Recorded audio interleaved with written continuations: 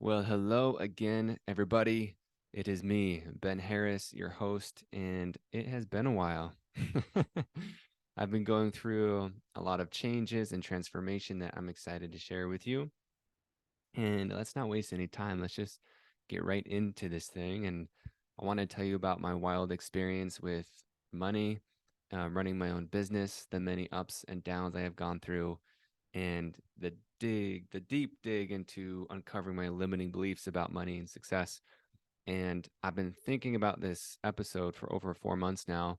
I've reflected on it quite a bit and how I want to tell this story, how I want to get these points across, because I believe this topic is really important, especially for any coaches or conscious entrepreneurs out there trying to make a living by living in your purpose.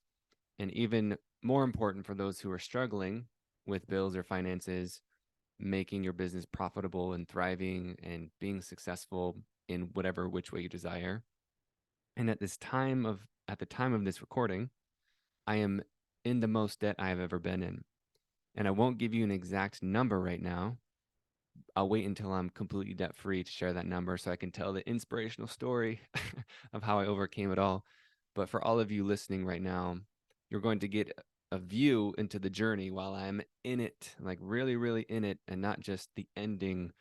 And it's really important for me that I tell this story because I want people to know and hear these stories while they're happening, not just, after the fact. And talking about this would usually make me nervous and anxious because of the shame that money can hold. I mean, I just told you that, I'm in tons of debt, or for me, of what that means for me. And I feel embarrassed that I am in debt. It feels like I have failed in a sense. It feels like I'm not successful as I am portraying myself to be on a podcast or social media or to my clients.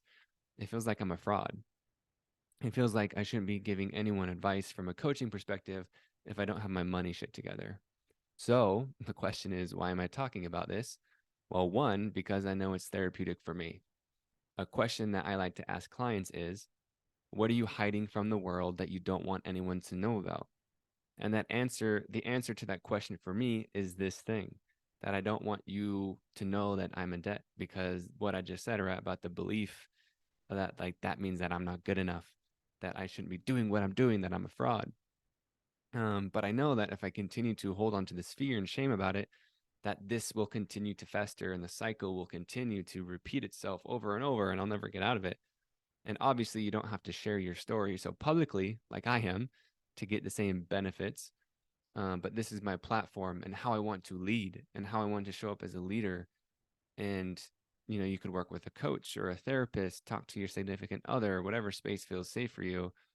But I definitely believe we should be talking about this vulnerably and openly so we can release some of that shame and fear frequency that it holds so tight. Like it really grips us and cripples us. And before this recording, I think it's important to know that I've done a lot, and I mean a lot of work on it. Like I'm definitely one of the most self-aware people that I know. It's funny, one of the coaches I just got done working with, she said that she's like, wow, like, I knew people were self-aware, but like your ability to see into your subconscious and your beliefs is really impressive. We'll get into that later of why that's important. But I've talked to my partner Belle a lot about it. We've dove into it time and time again. We've had ceremonies about it. I've worked, like I just mentioned, with into my subconscious with a coach.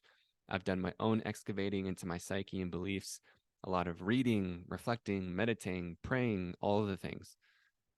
First and foremost, it's important for me to own my truth. And even just recording this now, and when I was writing notes and journaling about this, it's just talking about it is freeing, right? It's like, oh, I'm not hiding anything anymore. It's like, boom, like as the saying goes, the truth will set you free, which is true. And second, why I'm talking about this is because I know it'll be helpful for a lot of you, and you will be able to relate to it on some level in one way or another. So let's talk about how I got here, because before I took the massive leap of faith into starting my own business, I was not in any debt. I actually frowned upon debt and thought you should avoid it at all costs.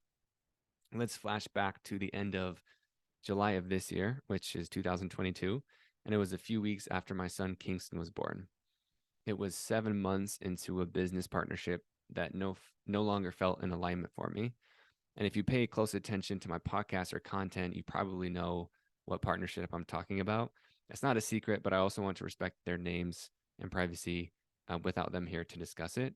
But around this time is when I realized our time as a business partnership had come to an end, and it was completely amicable. We were both really proud of ourselves of how we handled the conversations about money that we had to have and what was fair. And seriously, like there could be a case study in business school on how well we handled this. I'm really proud of both of us for going into these usually, I mean, they were tough for us too, but usually chaotic, charging, triggering conversations. Like we had to have tough conversations about what was fair, like how should we split this up? Who pays for this? Who pays for that? And what we were both feeling, like our fears and our worries and our triggers. And the main reason we went into business together was for my online course, Fear Alchemy, which this podcast is named after.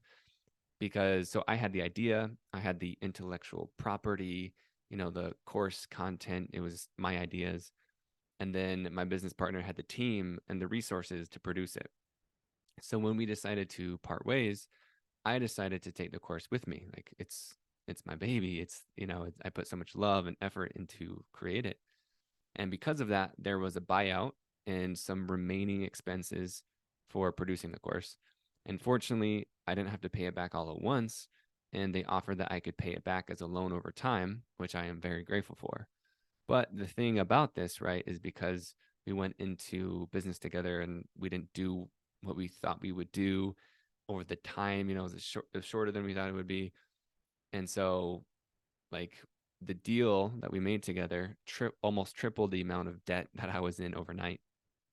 And before this partnership ended and all that thing, I was in debt because of some business loans that I took out to invest back. This was in 2019, the very beginning of 2019. I took $40,000 in debt to invest into a crypto fund. So I took out lines of credit and leveraged that debt to make more money in an investment. The good news is that I did make a lot of money back from it at first. The bad news is that it ended up being a scam. So I lost that $40,000. So I had $40,000 to pay back. And I've slowly been paying that back over the last couple of years. But as you know, life happens. So now I find myself in more debt than ever, all because of taking a chance on my dreams. And the irony of it all is that situations like this are why people avoid taking risks.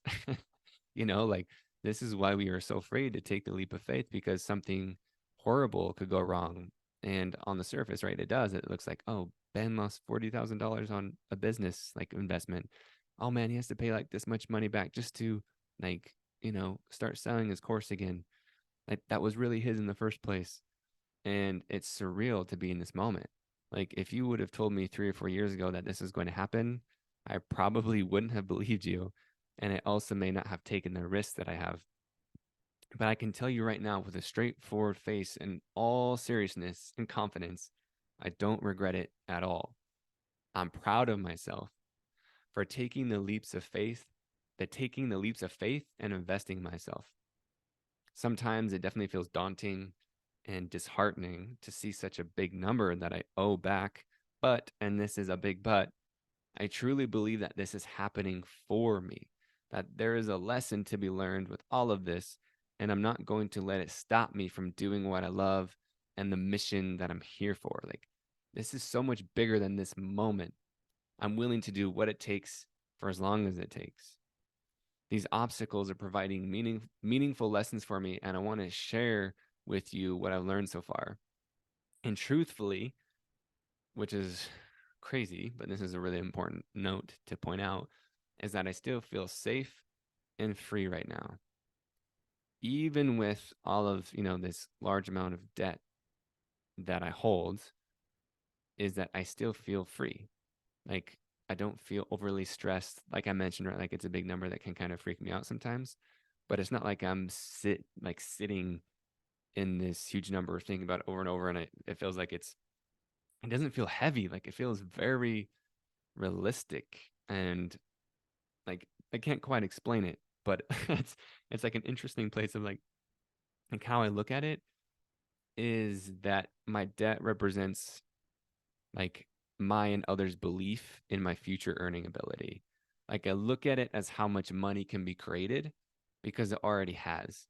Like, so if you have any amount of debt or, an investment or lost money or risked it or whatever that thing is, like this money has already been in your field, right? Like it's already been used, it's already been invested. Like you have felt it and touched it and experienced the resources. So to reframe it, your debt can be an expansive invitation to recreate that and pay it off. Like that's how I looked at it when I first lost my 40K. I was like, oh, cool. Like this is my chance to learn how to create 40K in my own business. And I saw how easy it was for other companies to fund me, right? It was like super easy. It was like click of some buttons for them to send money to me. And now I get to learn how to do it on my own. So it's like you could look at it as like a crushing, crippling number, or you could look at it as like, oh wow, like I've already benefited from this in some way or fashion. And now like I can learn how to, just as easily reproduce those resources. So I hope that reframe is helpful for you because it's like even like I know this is not an ideal place to be, and I'm not telling everybody to go into debt. That's definitely this isn't my financial advice. But I don't believe all debt is bad. Like when it's used correctly, it can be a massive wealth building tool to invest into leverage with. It can obviously be a dangerous path as well, right? If you're just credit cards for clothes and for rent and month to month for years and years, then that's probably a dangerous path. I mean, we all have our own path to live and learn from, but some of the wealthiest people in the world only invest with other people's money. It's not their own money that they invest in. Like, why would you own with your own? Why would you like use your own money when you can use someone else's? And then they earn returns on the money that they're leveraging. So it's not that all debt is bad, right? It depends on the situation. It's completely nuanced. The dark side of debt is when you have interest working against you and not for you. To each their own completely. Again, this isn't financial advice by any means, but using debt to invest and make money off that debt was one of the best decisions that I've definitely, made in my life. Um, but it's crazy, guys, like how I still feel free and like peaceful in this moment because I know money doesn't define me. Like I don't feel defeated. I actually feel inspired to raise up and take responsibility. It feels like an opportunity to rise into my power and leadership even more. I know I'm learning lessons that are important for my life experience and also for those that I will coach, lead, and guide in my lifetime. I don't believe that these are mistakes or a poor reflection of my character because, after all, you've probably heard this saying is that it's not the events that happen, but how we respond to them. What's it like? Life is 90% of what in life is 10% what happens to you, 90% how you respond to it or whatever. Like that is so true. Like you wouldn't like I could just take these experiences like they're not against me or I believe they're for me, right? I'm telling myself a story, right? Even if you notice these things, right? Like all these beliefs, like we're just telling us a story no matter what. And um no matter what story we choose to believe, we're delusional. Like I could be someone who's panicking right now and saying, "Oh my God, like I have all this money to pay off. Like, how am I gonna do it? Like, and then that gets me nowhere, right? I try and control it. My anxiety's out of control, and I'm like hyperventilating, and that's understandable. Nothing's wrong with that, right? Like, this has a lot of fear frequency behind it, but I also like how I'm choosing to believe and telling myself the story of like, oh, I'm gonna learn from this. Like this doesn't mean anything, but that like I'm gonna learn from it. I'm excited to teach others about what I learned. And like both of those stories are delusional, right? Is because they haven't happened. Like we don't know what is true and what isn't and what will happen in the future. So no matter what believe, we are delusional beings. So you might as well choose the story and belief that is going to benefit you. That's how I look at it. And like truthfully, I feel free, which is crazy. Like that I can say this, but it feels really cool that I can say that. So this right here is proof for all of you listening that no matter what happens, you can choose how you respond. And I'm excited to revisit this in 1, 2, or 3 years and tell you the story of what happens next. Like, I'm so excited. I even recorded a video a few months ago, like, this is crazy. Like, this is happening. I didn't envision this or expect this, but it is what it is. And I'm excited to like go through this experience and then come out the other side and then tell you the story of what I learned and how I got out of it and all those things.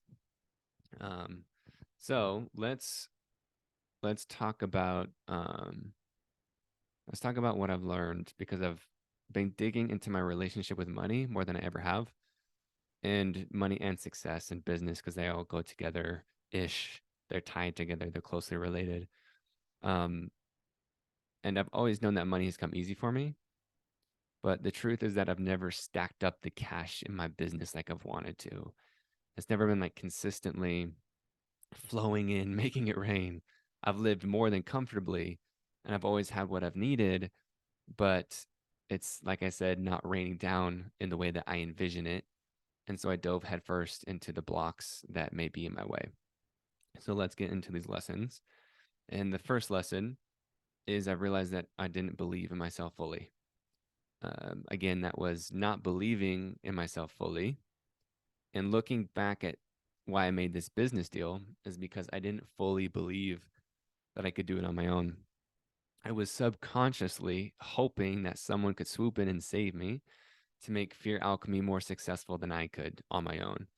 And, receiving help and building a team, um, community, all that, like it isn't all bad, and it's actually helpful not to do it all on your own.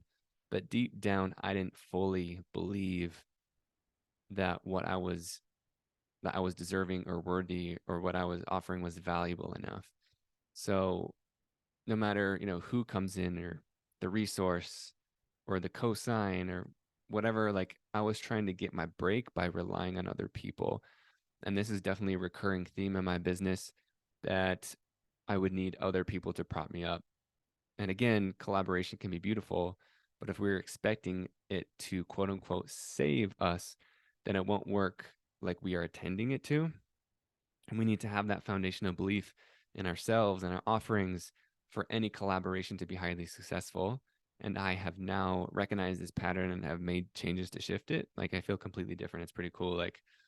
Um, like I used to, wait for the big podcast to like, sweet, now I'm gonna, make millions or hundreds of thousands, or I'm gonna wait for this cosign, or I'm gonna wait, oh, now this business deal is gonna be the thing. Like there's so many things that I was waiting for that's we're gonna be like, oh, this is gonna be the big break. And not that that's wrong, because it actually helped me go to the next thing and to the next thing, right? Of like the next checkpoint. Like each thing was helping me, giving me the courage and the confidence to keep believing. But ultimately, I was telling myself a story of that, like I needed someone or something to prop me up and put me on a pedestal, because I didn't believe enough in myself. And lesson number two that I've learned, and we're going to go through a lot of sub bullets or sub points in this, but I learned a lot about my deep rooted money beliefs about money and success. My beliefs about money and success. I started working with a coach, Nadia, who will definitely be on the podcast at some point in the future. She specializes in subconscious capacity work, and in we focused on increasing my financial capacity. My desire is to have more consistent income and also bigger paying months. She was the perfect coach for me because I'm already really good at digging into my own beliefs, like I mentioned at the very beginning.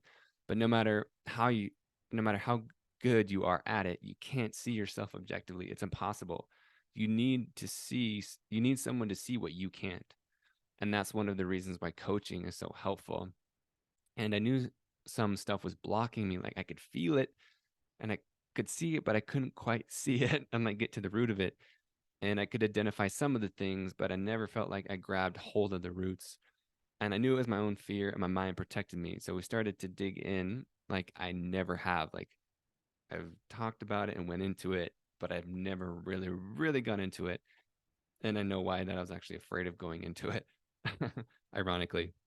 And just on that note is I very much still have fear that I'm continuously um, uncovering and discovering along the way. Like, I know there's always going to be things for the rest of my life that I'm learning about when they are ready to reveal themselves, when I feel safe and ready for them. But we started to dig in, and like like I said, I've explored it before, but this time it felt different because having a son and starting a family has changed things for me. That I knew that my decisions were no longer affecting just me anymore. It was impacting my family. And there's this new fire within me. And I'm sure that new fathers can attest to this feeling. It's just like this intrinsic motivation. I wouldn't even say call it motivation anymore. It's just like this thing that's just like always going. And it's not like this endless, it's a drive, but it's such like a grounded drive. It's not like this frantic or like always need to work and to grind, but just this primal father drive, I guess. And I've talked to some friends who feel the same thing. It feels like there's no more playing around. Like there's no more games, but at the same time, the game has been simplified. Like I'm so intrinsically motivated, and I wouldn't even call it motivated. It's just a primal fire within me that has been lit, and it's freaking cool. It feels I'm just like so laser focused, and I'm so clear, like much more clear than I ever have been before. Like all the bullshit has just fallen to the wayside because I know what's important now. It's just like as a dad and as a father, I just know. And what's cool is I'm recording this and it's 4:44 right now. And four is has some masculine energy to it. So shout out to the universe for that little wink. All right. So some of the beliefs that I uncovered through coaching with Nadia was first, don't ask for too much. Stay quiet and be grateful for what you have.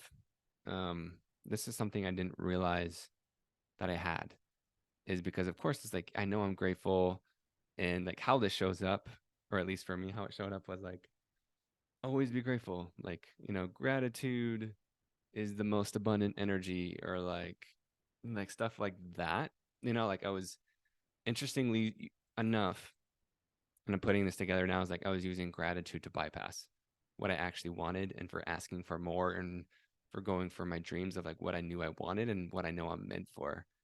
And it felt like, oh, just be grateful, like stay quiet, like you can't have this.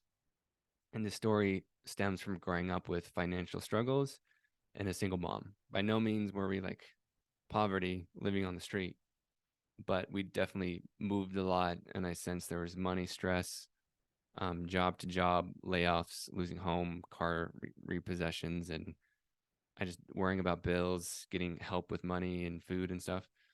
Um, and because of these financial struggles, I didn't want to put more pressure or stress on my mom or my family. And I had a feeling like we couldn't have all of what we wanted. So this influenced me to stay quiet and withhold my requests and desires to make life easier for her and for everyone else too. And I remember even holding back on my birthdays and Christmas, like because I don't want to trouble anyone over me. Like I didn't want to ask for what I want because it felt like a burden. It felt like, I guess burden is the best word. Um, and this goes beyond and affects much more than money. And of course, you can see how it affects money, right? Is because like I'm not gonna ask for what I want. Of like I want to make this much money. Is like just be grateful for what you have. Don't ask. Stay quiet. Just don't um don't inconvenience anyone. That's another word I was looking for, right? Is like burden and just like inconvenience.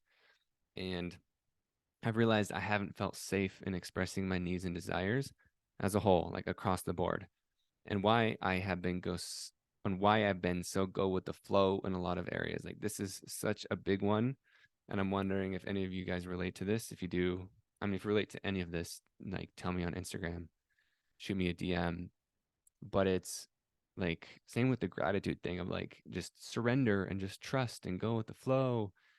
And it's almost like this anti-hustle thing has, right, is like because we have grind and hustled so hard that we've come into this like ease and flow and that whole vibe, which is great. Like I love that, but I think I swung too far in the pendulum, right? Like I've definitely lived that hustle grind corporate life 14-hour days. And then I went to like, I don't want to work at all.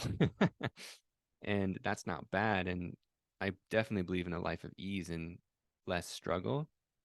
But it came into a thing where like just like I was bypassing and not honoring what I truly desired.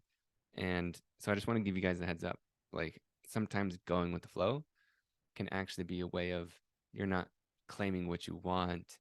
And it's a sneaky way that your mind and fear is protecting you, like keeping you small, and it keeps you stuck and you're not really getting what you want because you're just saying like, oh, like I trust the universe and we'll just go and see what happens. Like, yeah, that's beautiful and that's awesome. Like I still believe in that.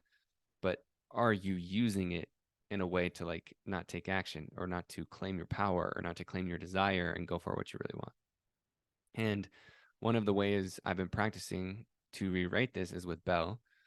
And when we talk about dinner in the past, I usually have just said, and I'm sure some of you think this too, right? Of like, oh, like I'm good with whatever. What do you want for dinner? Oh, like you choose. Like I'm good. Just like, you know, which is partially the truth. Like, I am naturally easygoing. That's part of my personality. But also, that's not true, right? It's like I do technically have something that I would prefer. And so have started to tap into my desires before I give a response to that question. I pause and I feel into what food my body is craving. And so this is just a simple way to start practicing honoring your desires and cultivating a preference instead of just going with everything and letting life happen to you, right? Is like, yes, again, surrender. Like, don't be attached to outcomes. And this is a co creation of you choosing and taking ownership and responsibility and accountability. And I've just relearned that in a different way that I didn't realize that I was doing before. And so a cool way just to start honoring your desire and preference is literally just like what do I want to eat, or where do I want to go, or like certain things like that. Just pausing, and instead of just saying like, oh, I'm good with whatever, tap into it and don't be attached to whether you go there or not, right? But like start speaking like what it is that you crave and what your preference is.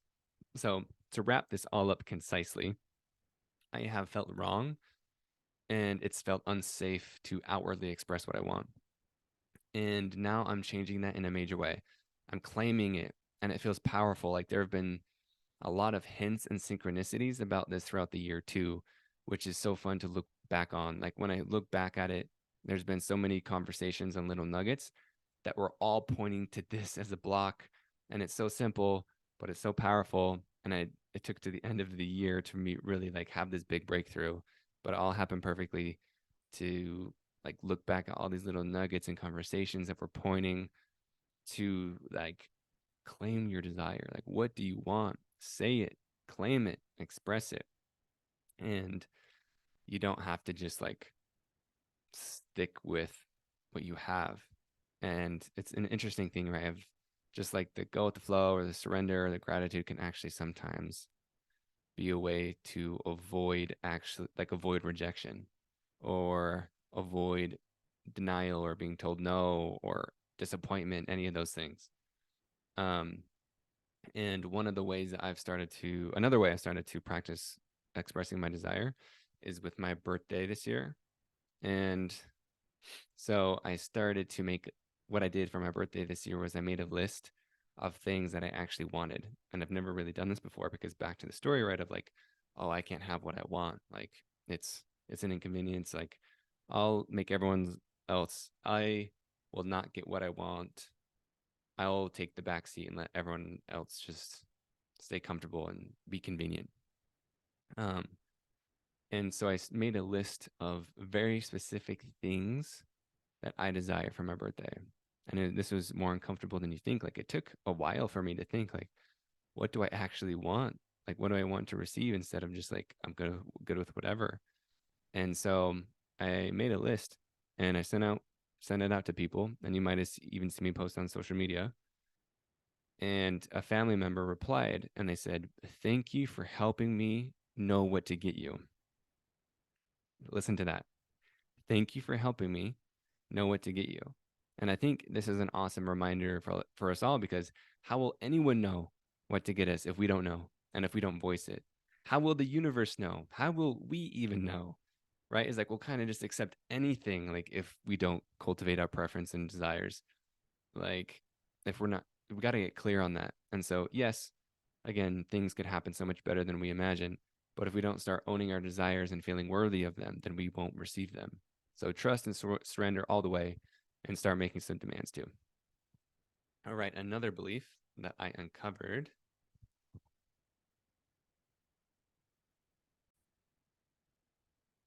All right, this belief was, if I make more money, I'm just going to lose it. And this story stems from a childhood memory with my mom. Growing up, I was really good at saving money, and I would find money in my pockets, drawers, old birthday cards. It was just hidden in all the places. Like I would just find it. I was a magnet. And I started to get some jobs as a little kid too. And so I started to keep the money in a safe place. I gave the money to my mom because I wanted to, keep it safe and like start saving it in a place just. And I heard, having a savings account was good. So that's what I wanted to do. And one day, I think years later, I approached my mom to see where the money was and where it had been saved. Like I thought it was in a bank account or something. And she told me that she had spent the money. So the story was, and the belief that I developed at this point was that money would be taken from me because, as you can see, right, of like I gave money to someone that I trusted, and then I came back to it to see where it was, and I felt like a betrayal. And you could see how this would impact my financial capacity, like subconsciously, because if I make too much, then it would be taken. So what this informs me to do is that I either need to spend it quickly or not make any because it will be lost anyway. So subconsciously, this is how my fear is protecting me from quote unquote losing something is, well, don't make too much because then you'll just lose it. Just, just get what you need. Like be grateful. That kind of goes in together with that one too. Um, or I either need to spend it because if I keep it, then it's going to be taken or lost or something like that. All right, so there's one last belief that I want to share with you. And this is a big one for a lot of us, I think. And that is, money is not spiritual. Money is impure, and saying that you love money is wrong and prideful. That it's bad to focus on money. I feel like that's probably the crux of it all, is that it's bad to focus on money. And I've heard the phrase of that money is the root of all evil, but that has never fully resonated with me because I don't believe money is evil. But what I have believed is that it's not what a spiritual person should seek. And I've always wanted money, but quote unquote, too much of it has seemed prideful or arrogant. And I've bought into the idea that I shouldn't want lots of money as a spiritual entrepreneur. And so I've denied it. I've hidden and pushed down and suppressed my desire for money, just to, be completely honest. But really what this was, right? It was like a sneaky way of my fear convincing me that I don't want more money and success. And I know that this was a way of hiding, not just hiding my desires, but hiding from more visibility, because I could stay safe, I could stay small by not claiming, because with more money or more success comes with money, or more money usually means more success. Not necessarily, but typically. And so it was a way for me to like feel safe in my cocoon. I'm like, okay, I can just keep making this amount and that feels safe to me.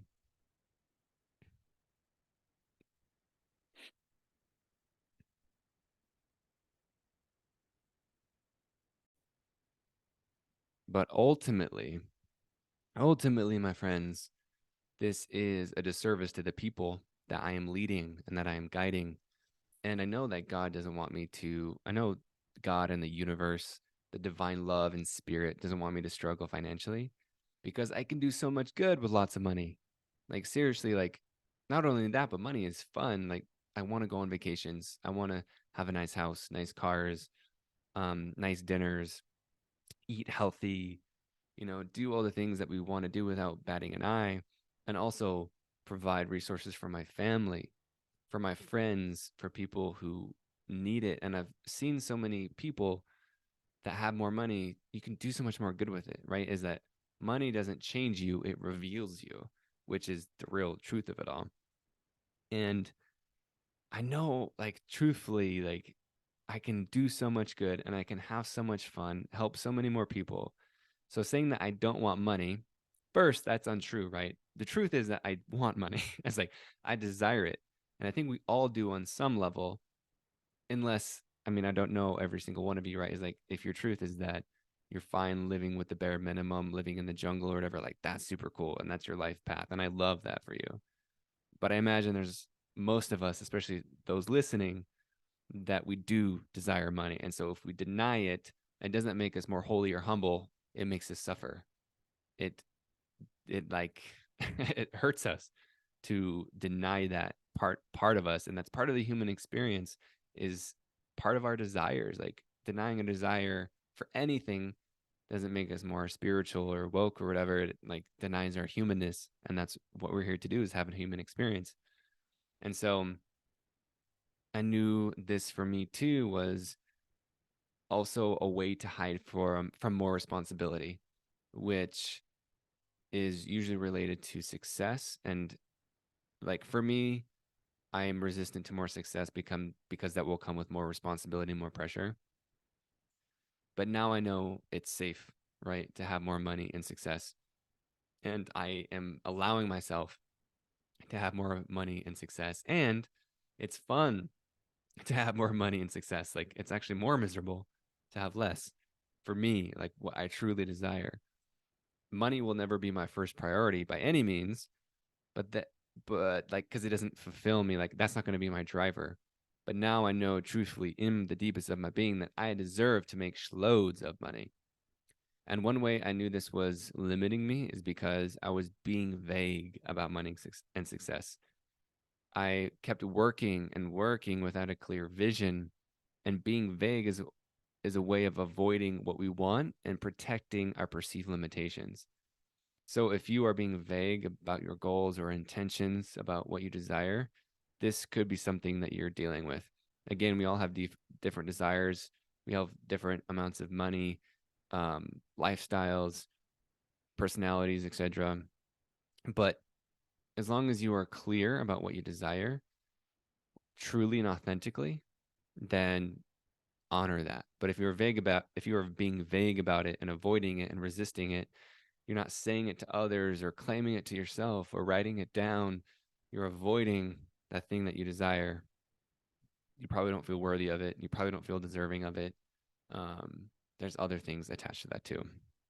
So uncovering and reprogramming these beliefs, that was a lot, has been life-changing for me, to say the least. I already feel so different, and it's hard for me to explain because it's just a feeling. Like it's not a mental thing. Like I was trying to do the mental thing before, right? Of like, just do it anyway, just fight through this and like try and try and try. But now it's like a feeling. Before I felt like I was driving down the highway with my brakes on. Like have you guys ever been on the freeway or the highway and like a semi truck was in front of you and you could smell their brakes? And that's what was happening, is like I was driving with my brakes on. I was going full speed. I was doing all the things, but I still had my emergency brake on, or I had pedal to the metal and my other foot like pedal to the metal on the brake. And I was burning out because of these subconscious beliefs in the background. And that's how it works with all of us, is like sometimes we feel like just trying harder, just trying harder. And yeah, we can eventually get to where we're going. That's true. But think how much more, like with ease and less pain and less hurt and much more enjoyable the journey would be, is like if we aren't driving with the brakes on. Like we'll get there so much easier and quicker, and our car won't break down, aka our body. And so just think about like, where am I just trying so hard and it's not working? And maybe it's not like the trying so hard, maybe it's some belief patterns or stories that you're actually having, or that you're out of alignment. But for me right now, I feel clear, I feel light, I feel decisive, I feel focused, I feel confident, I feel powerful, I feel deserving, I feel worthy. I've even been setting more boundaries in situations where I was allowing myself to be taken advantage of. And that's been really cool even to see too. And a book that's helped me with this, for those that are watching the recording, I'll hold this up on the screen. It's, and if you guys aren't watching, you guys can watch this on YouTube. It's called Overcoming Under Earning. It's been a really cool book that's helped me, that my coach Nadia recommended, to dive into my beliefs and programming and all the things. So I highly recommend it for the exercises to look into your belief systems around money and success. And ultimately, I hope my story and examples discussed today will inspire your own breakthroughs and insights. This was definitely like a Cliff Note version of all the things I've felt and discovered and gone through, but we definitely went into it. So listen again if you need to. Get the book that's called Overcoming Under Earning to take a deeper dive into your beliefs. And if you want more support than that, I'm excited to announce that I'm launching a coaching certification program in January. Ooh, baby, like this feels so good. Like this is definitely my biggest offering, the thing I've been most excited for. Also, the scariest thing, but the scariest things, the things that scare us the most can also expand us the most. And so I'm super stoked for this. It's definitely like my edge, right? Of like, oh, believing that I have something not only that will, like, I know that I'm an amazing coach. Like, that's something I know I'm so good at my craft and I can help people break through it. And I've gone through different beliefs. Like, when I first started doing this, I was like, I literally, guys, didn't know what I was doing. Like, the first call that I had with a client, I didn't know how it was going to go. And yes, I had years of experience working with managers and employees, and like I coached for a long time, but not in this exact context. But I just trusted this feeling within me. Like I didn't have any training. And so I'm excited to give you guys who feel called to it some tools and some like a guidebook or a playbook, not to do exactly what I do, because that's not what I believe in. I don't believe like a certification finally makes you good enough or finally makes you experienced enough, right? Because that goes into our imposter syndrome. But it's like helping you tap into like, what is your style? What is your gift?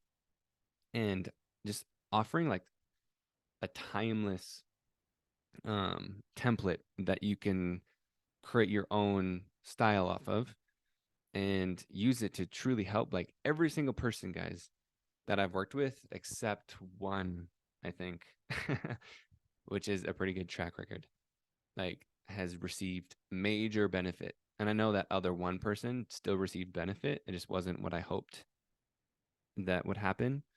But every single person I've worked with, by using Fear Alchemy, the Fear Alchemy breakthrough method, has changed and transformed people's lives. So I'm excited to bring this to you, and um, so you can bring it to your clients. You can bring it to, whether you're a personal trainer, you are a coach, you are a healer, a creator, a writer, or artist, whatever that thing may be, is your people, your audience, your community, your clients will be able to benefit from this so much. Like you will be uh just a more embodied leader more than ever before, because not only you're going to learn how to do like guide people through their fears and limiting beliefs, but the first 6 weeks is that we're going to be going into your fear and limiting beliefs. Like, why aren't you fully expressing yourself and showing up? How are you limiting yourself? How are you staying small? Going into why you are resisting money and success, like we just talked about, your fear of failure, fear of judgment, your fear of abandonment, success, being seen. Like, there's so many different things that we're going to get into. So we're going to find out, why are you not showing up? Why are you staying small? Why are you hiding your voice? Why are you hiding and and then the second half, once you go through the experience yourself, you're going to learn how to do this with others. So this is a really cool program that I'm not sure if there's anything else like it out there. And this program is for you if you are questioning if you're qualified or smart enough to help people. If you are finding yourself overthinking and overwhelmed by creating or launching a project. If you are someone who's easily distracted by new ideas, but you have a hard time realizing them into real life. If you procrastinate often and you never feel ready yet, if you aren't comfortable charging money and asking for money for your products or services, if you are stuck in a job that you want to quit, but you are hesitant to leave a stable paycheck, if you are anxious at the thought of people judging or criticizing your work, if you are nervous to put yourself out there and be seen, this is for you. And I know that there's some fear or resistance or block or where you feel stuck, where you feel icky and just like nervous and hesitant. We're going to dive into it so you can truly break through that and be free and be the most impactful leader you were born to be. It's time for you to step into that power. And one of my favorite clients, I mean, that's funny. I'm laughing because I guess I'm slightly embarrassed. I say one of my favorite clients, but um, they're all my favorite because it's like I truly get to see how their life has been transformed more and more. But I guess I've been more in contact with my client, Megan. She's been in contact with me quite a bit since we've been done working with each other. But before going through this program, you guys, like she was stuck in a finance job that was literally making her sick and depressed. She was so afraid to follow her dreams because of her need of her family's approval. She was waking up with dread every single day, worried about making a mistake, and she felt like an empty shell of herself. But after going through Fear Alchemy, after going through this coaching, she learned how to alchemize her fear. And she developed the confidence to talk to the people that she was afraid to disappoint. And she summoned the courage to take a risk and take a chance on herself. And now it's so beautiful to see. Like she's quit her 9 to 5 job like a year and a half or two, almost 2 years ago, I think. She's quit her 9 to 5 job and now she's thriving as a health coach. She moved to LA from Canada to follow her dream. And in a short time, she's gained tons of friends and community that aligns with her lifestyle and her values. She's even wrote and published her own book, her first book. And she's helping other people change their lives now too, because she had the courage to do what she was afraid of.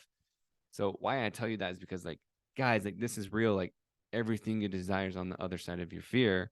And if you want to learn how to help other people break through and transform their fear, anxiety, self-doubt, and limiting beliefs, then come check this out because it's going to be a really life-changing experience for yourself and then to implement this into your coaching practice. And registration doesn't open until mid-January. But if you are listening this far into the episode, I'll share the secret with you because you are still someone who, is interested in long form content. So there's a link in the description and you can register early to reserve your spot. I'm only going to share this discount code on this podcast. So pay attention. And it's not even going to be in the show notes because I want to thank you for being one of the people who still has a decent attention span. The discount code is I love money. And that's in all caps, just I love money. And it's $333 off. This is going to expire 3 days before registration opens. And registration opens on the 13th. So this code will expire on the 10th. So make sure you go use that. And yeah, like I'm excited. And if you need the code again, like if you missed it or it's not working for you or something, just send me a message on Instagram at the Fear Guy. Again, I'll put the link in the description so you can make sure you get to the right place. But the discount code is I love money. DM me on Instagram if you have any questions. And you can also book a free 15-minute call with me if you have any final questions before enrolling. But last message, guys, is like it's time to shine your light and message with the world.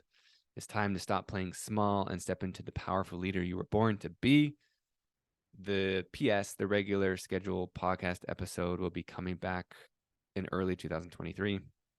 Like I mentioned, there's been a lot of crazy changes happening in business and in life. So I've really refocused my energy, but the podcast should be getting back in early 2023. Thank you guys so much for listening. I love you. I believe in you.